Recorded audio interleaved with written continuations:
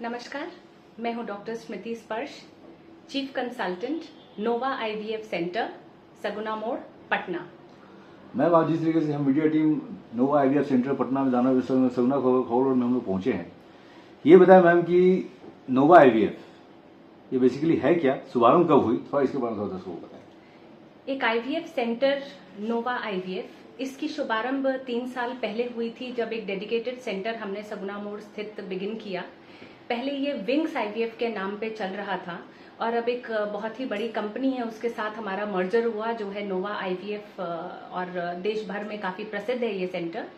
तो इस सेंटर ने हमें जब से टेक ओवर किया है और हम दिन दुनी रात चौगुनी तरक्की कर रहे हैं, काफी सारी मरीजों का इलाज हम कर चुके थे विंग्स के बैनर के तहत, और अब क्योंकि हम नोवा हो गए हैं, हम उम्मीद लगाते हैं कि हम और बेहतर कर पाएंगे बिहार की जनता के लिए। आईवीएफ सेंटर, ये एक नाम आता है मैम जहाँ पे आज भी अगर गांव के रूरल इलाके में आप चले जाएं तो वहां पे लोग आईवीएफ सेंटर को समझ नहीं पाते। दर्शक अब ये जानना चाह रहे हैं कि आईवीएफ बेसिकली है क्या और इनके ये लोगों की समस्या को निदान किस तरीके से कर पाती है। देखिए, आईवीएफ के बारे में कई तरह की धारणाएं लोगों ने पाल रखी हैं, जिनमें से एक ये भी है कि ये बच्चा जो बनता है आईवीएफ के जरिए वो बच्चा अपना नहीं होता है, कहीं बाहर से लाया हुआ बच्चा होता है। जबकि हम जनता को ये बताना चाहेंगे कि आईवीएफ आज के जमाने में एक बहुत ही आधुनिक तकनीक है जिसके जरिए आप अपने ही बच्चे को जन्म दे सकते हैं।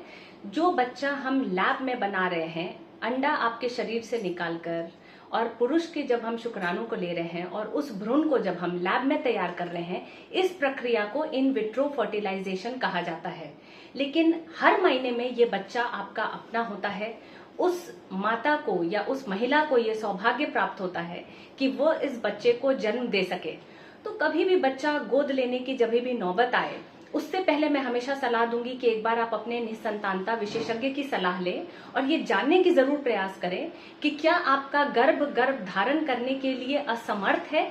अगर समर्थ हो तो कोशिश करनी चाहिए कि आप अपने संतान को खुद जन्म दें और आप माता पिता बनने के उस सुख को और करीब से महसूस कर पाएंगे। सो आईवीएफ सेंटर आज के जमाने में मेरी नजर में वरदान है। क्योंकि आपने एक बात कहा मैम कि असमर्थ हैं महिलाएं, क्या कुछ कारण हो सकता है मैम कि इस तरह की बातें आ जाती है असमर्थ की? देखिए, कुछ महिलाएं इंतजार करती रह जाती हैं। आप जानते हैं कि गांव वगैरह क्षेत्रों में आज भी है कि जादू टोना किया जाता है या बाबा ओझा वगैरह के चक्करों में काफी सारी महिलाएं रहती हैं। आज भी उनका मानना है कि बच्चा हो ही जाएगा, इंतजार करेंगे तो बच्चा हो ही जाएगा। लेकिन क्या हर वक्त इंतजार करना जरूरी है? मैं कहती हूँ कि एक समय होता है, एक समय आपने लिया, आपने शादी के 3 साल तक आपने इंतजार किया, बहुत से बहुत। अब तो WHO गाइडलाइन कहती है कि अगर शादी के 1 बरस हो चुके हैं और आप रेगुलर रिलेशनशिप में रह रहे हैं, पति पत्नी का संबंध बन रहा हो और आप किसी भी प्रकार के गर्भ निरोध को यूज नहीं कर रहे, लेकिन तभी भी अगर आप माता पिता बनने में असमर्थ हैं या असफल हैं, तो आप अपने निसंतानता विशेषज्ञ की परामर्श जरूर लें। तो अगर आप इंतजार कर रहे हैं 10 वर्षों तक, 15 वर्षों तक, 20 वर्षों तक कि आप माँ बन ही जाएंगी, उससे बेहतर मैं समझती हूँ कि अपने आप को इतना लंबा क्यों समय देना। एक जब गाइडलाइंस हैं तो वो गाइडलाइन जागरूकता के लिए ही होती है, हमें एहसास दिलाने के लिए होती है कि कब हमें डिसाइड कर लेना है कि अब डॉक्टरी सलाह में चले जाना है। तो वो डॉक्टरी सलाह का ड्यूरेशन है शादी के 1 बरस तक। अगर आप माता पिता नहीं बन पा रहे हैं तो आप अपने विशेषज्ञ की सलाह जरूर लें। क्या ये कारण भी हो सकता है मैम कि आज के जीवन का जो रहन सहन है, जो खान पान है, क्या इस पे भी इफेक्ट पड़ रहा है? डेफिनेटली आज बहुत सारे लोग हैं जो काम में इस कदर मशगूल हो गए हैं, या महिलाएं हैं जो काम के को ज्यादा प्रायोरिटी दे रही हैं। वो ये समझ रही हैं कि नहीं, हम बच्चे को या मैरिज को डिले कर सकते हैं, तो वो ना करें। हर चीज की एक सही उम्र होती है। एक रिप्रोडक्टिव एज ग्रुप जो होता है वो बहुत बेहतरीन समय होता है। तो पहला, अगर बच्चा हम अर्ली प्लान कर रहे हैं, एक मैरिज का एज अगर हम सही कर रहे हैं, या अगर आप डिले करना चाह रहे हैं, तो फिर साइंस बहुत तेजी से आगे बढ़ रहा है। आप एग फ्रीजिंग को ऑप्ट कर सकती हैं।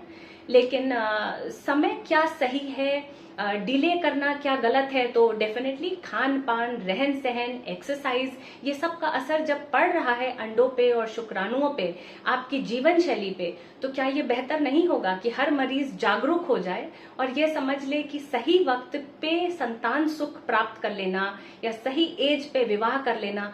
नहीं तो एग फ्रीजिंग एक ऑप्शन है। अगर आप डिले करना चाह रहे हैं तो आधुनिक तकनीकों का इस्तेमाल करें और एग फ्रीजिंग के लिए आगे बढ़िए। महिलाओं में जिस तरह से महामारी की समस्या आज भी होती है मैम, क्या ये भी एक कारण हो सकता है कि उनको आईवीएफ की ओर झुकना पड़ता है? महामारी की समस्या सिर्फ वह एक कारण नहीं होता है जिसके लिए हम आईवीएफ कर रहे होते हैं। ये एक हार्मोनल इम्बैलेंस भी हो सकता है।